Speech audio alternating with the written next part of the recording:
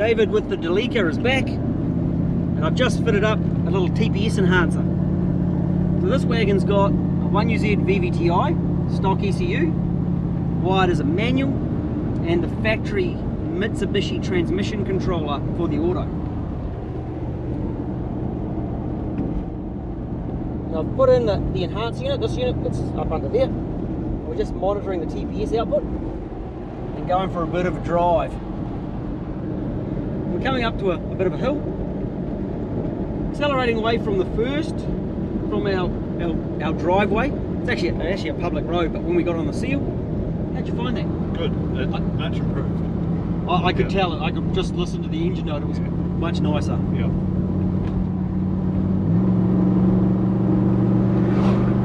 Yeah, normally it wouldn't have clicked at that point there. Here we got the hill.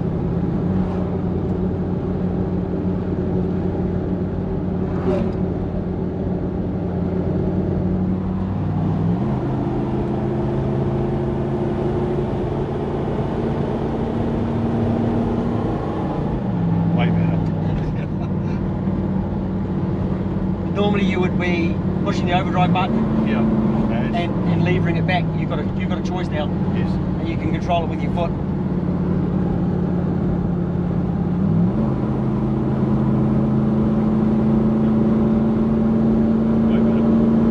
Much nicer, eh? And the reason for that, of course, is that the Toyota TPS only goes to like 4 volts, and the Mitsubishi really wants about 4.5.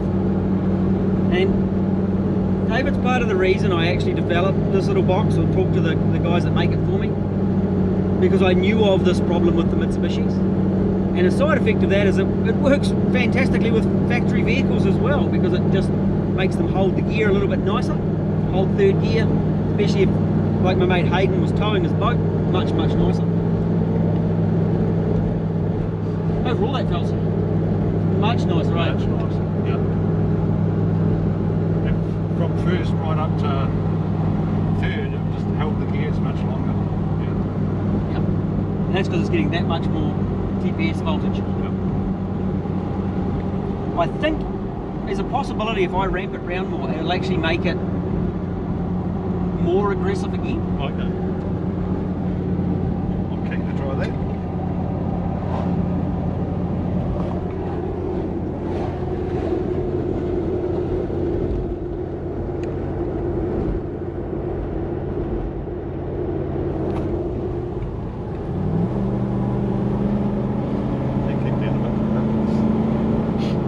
So even though I've reached maximum voltage, what it's doing now is it's actually changing the gain. So it's changed, or the ramp of that TPS, so it's seeing more voltage sooner. So it's affecting. That's what you like? Yeah. That's way good. So it does give you some tunability, even though I'm not reading tunability on my multimeter quite the same, it is giving it to us.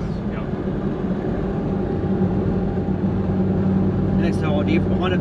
Here's our pig hunting spot, turnaround just up here on the left hand side. And the advantage of this unit is that it doesn't affect idle, so all your normal bottom end is still the same, idle settings are all the same. Yeah. And it works on both the Vvti and the non-Vvti engines. Because on your one, of course, well, for this purpose, so when I'm using it with a different transmission unit, it works on the Vvti because I'm just tapping into the TPS signal between the ECU and the TCU. Yeah. For the normal ones,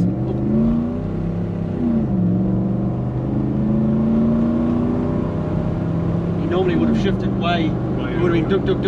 Yeah. I think that's a successful mission. Really successful. I never would have got up to 100 kilometres an hour in 30 before.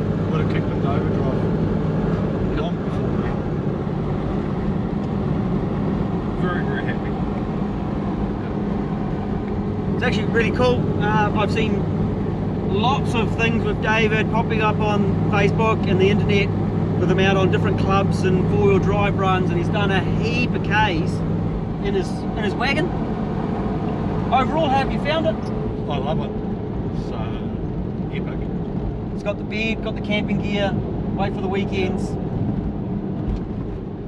Yeah, and it looks really smart with the bumper and everything done and completed.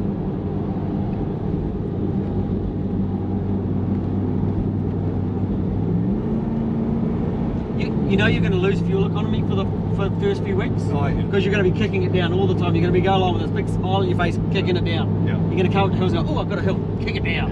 Yeah.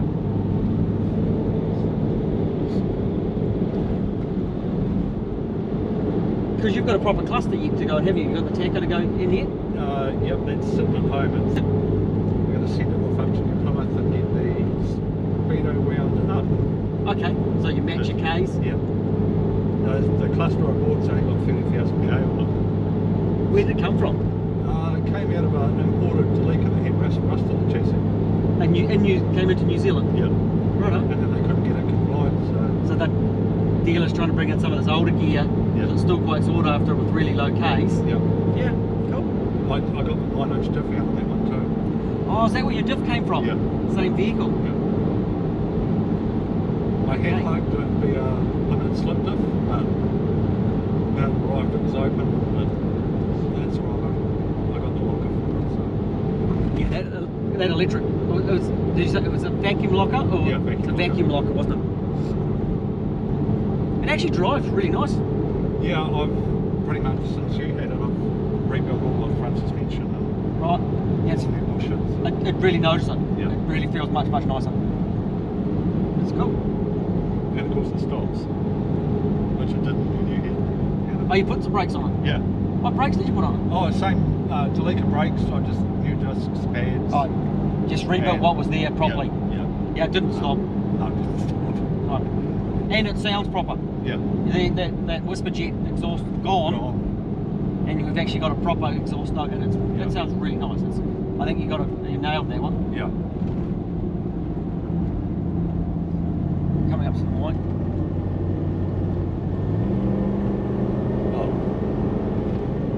Yeah. You can actually control that gear change a little bit more with your foot now. Yeah. Couldn't do that before.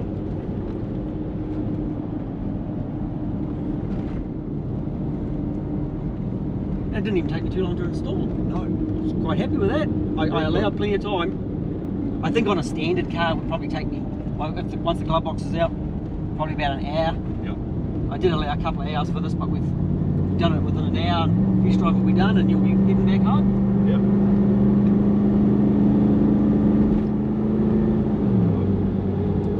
The fuel on the way home, I think. I think so. I think you'll be enjoying the new power that you've got and not having to do it with the gear lever. Yeah. It's a bit of a pain driving with the gear lever. Off-road you still might end up pulling it back to second. You still had to adjust the little knob, Yes. but I've got it set reasonably aggressively now. So I think I'm quite happy with where that's at. yeah, I think that's probably about the right spot.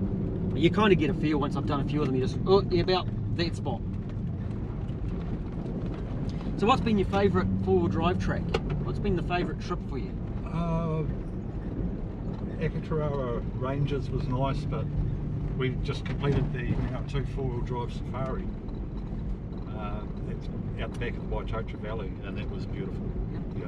That was a follow the leader sort of four-wheel drive. Yeah. Yeah. Cool. And it was a weekend away. Yes, weekend away. And I got to a couple of places I've been trying to get to for years, but haven't been able to through locked gates or closed roads. So. And they've given you access. That's the advantage of some of these four-wheel drive safari follow the leader things. Yes.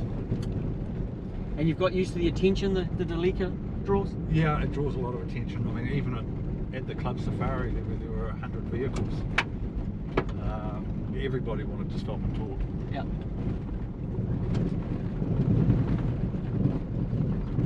So, one thing I haven't done yet, which is on the to-do list, is hit the rev limiter in a bit of mud. Well, it probably would have changed gear anyway. Yeah. It will now. It will now. I think you'll get there. Yeah. Yeah, it's actually it's real funny because of course you pop up with Kieran and you see photos of it, And he's out all the time in his one. Yeah. And of course you've got the camping set up in the back, so you put everything in. Yeah. Everything you need, away you go. Yeah, that's really, really cool to be able to do that, eh?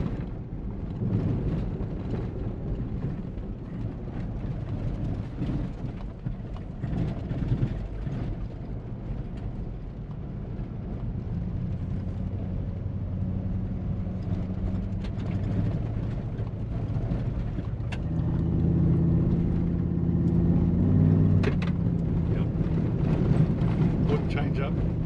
Yeah, so when you drove in earlier, Yeah. you've got a choice now. You're going to have to relearn to drive. Yes. Because if you don't want it to kick down, you can just keep your foot off at just that point. Yep.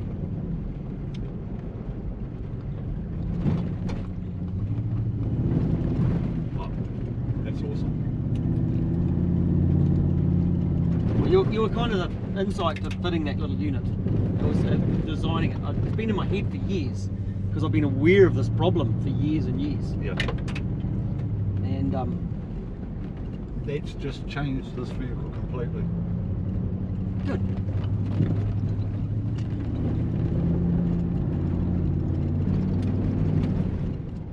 I like these gravel roads, eh? Yeah. Yeah. You must spend a bit of time gravel and dirt and off-road, and Oh yeah. it's not bumpy in here at all. No. No rubbing. No. Oh, you got rid of all the rubbing. Yeah. What'd you do? Because you had rubbing on the front. Did the bumper make a difference? No. It was in the back of the sills. I had them cut back about 1.5 inches. Oh wow. The pedal beater had no problems. No. No. He's like, yep, no worries. Yep. Was that before or after it was certed? That was before it was certed. And the cert man was. Yeah. So the panel beater who did the work for me,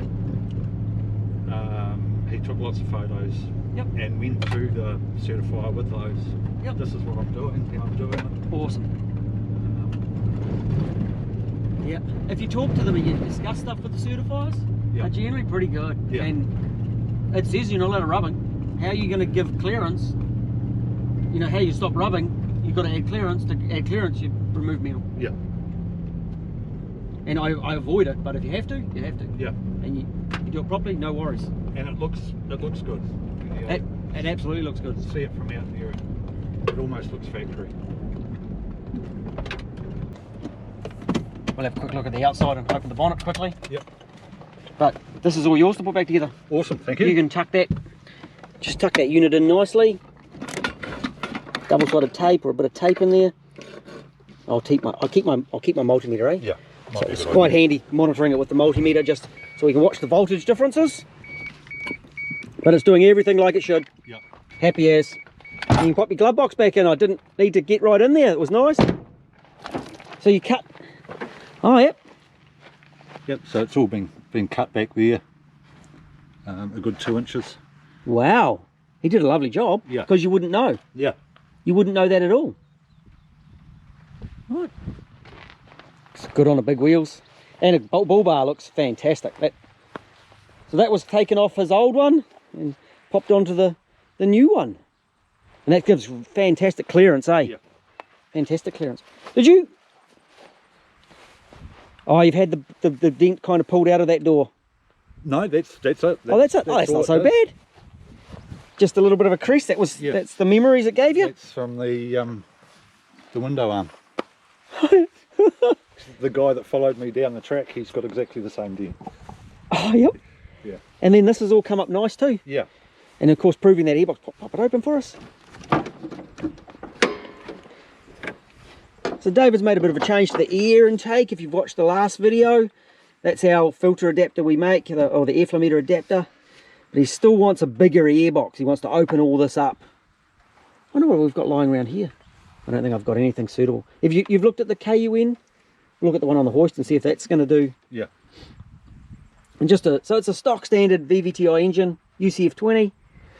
We went over the wiring in it and sorted all that out. And down under there, if we can see it, there's actually a cert plate saying it's all legal. It's looking good. Right, good to see you. Thank you, Phil. Fantastic. Very happy.